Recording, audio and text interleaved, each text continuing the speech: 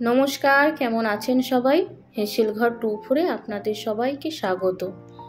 আজকে আবারও চলে এসেছি আপনাদের কাছে আরও একটা রেসিপি নিয়ে। আজকে আমি বানাবো তেলাপিয়া মাছের ঝাল। কিভাবে বানাচ্ছি আপনারা সঙ্গে থেকে পুরোটা দেখে নিন। চলুন দেখে নিই আমার কি কি লাগছে। লাগছে পেঁয়াজ কুচি, টমেটো কুচি, কাঁচা লঙ্কা। ফোড়নের জন্য লাগছে কালো জিরে আর শুকনো লঙ্কা। আর মশলার জন্য লাগছে সাদা সর্ষে, কালো সর্ষে আর জিরে।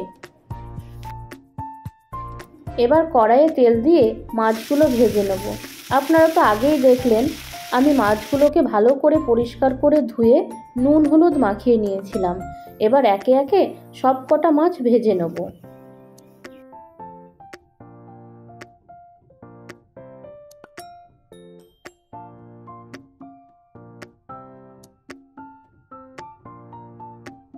ফোড়নে দিলাম শুকনো লঙ্কা আর কালো জিরে। ফোড়নের ওপরে দিয়ে দেবো পেঁয়াজ কুচি। পেঁয়াজ কুচিটা একটু নুন দিয়ে ভেজে নেব।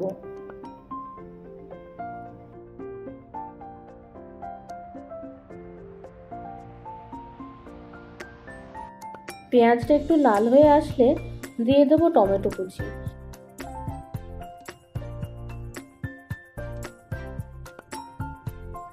পেঁয়াজ আর টমেটোটা ভাজা হয়ে গেলেই যে মশলাটা আমি করে রেখেছিলাম সেই মশলার পেস্টটা আমি দিয়ে দেব।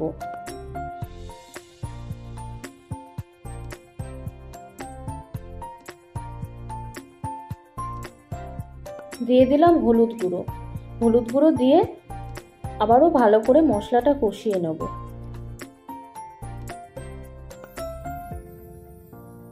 ভালো রং আনার জন্য সামান্য কাশ্মীরি লঙ্কার গুঁড়ো আমি অ্যাড করছি। এটা অপশনাল, আপনারা চাইলে নাও দিতে পারেন। যেহেতু পেঁয়াজটা আমি নুন দিয়ে ভেজেছিলাম আর মাছেও নুন হলুদ মাখানো ছিল, তাই এখন আমি নুনটা দিচ্ছি না। পরে টেস্ট করে যতটুকু নুন লাগবে আমি দিয়ে দেবো। মশলা কষানো হয়ে গেছে, এবার জল দিয়ে দিচ্ছি। বেশ কয়েকটা চেরা কাঁচা লঙ্কা দিয়ে দিলাম। এটা যেহেতু মাছের ঝাল হবে তাই বেশি জল দেওয়ার প্রয়োজন নেই, সামান্য গ্রেভি রাখলেই হবে।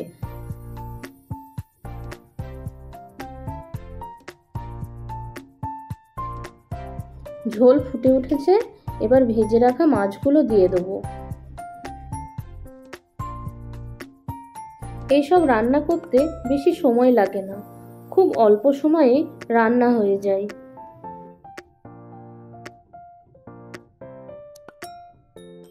আমার রেসিপিগুলো আপনাদের কেমন লাগে আমাকে অবশ্যই জানাবেন।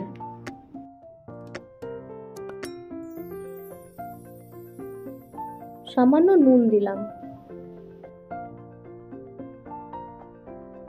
যেহেতু সর্ষে বাটা দিয়ে মাছের ঝালটা আমি করলাম, তাই নামানোর আগে সর্ষের তেল না দিলে এর টেস্ট হবে না, তাই সামান্য সর্ষের তেল আমি এখানে দিয়ে দিচ্ছি।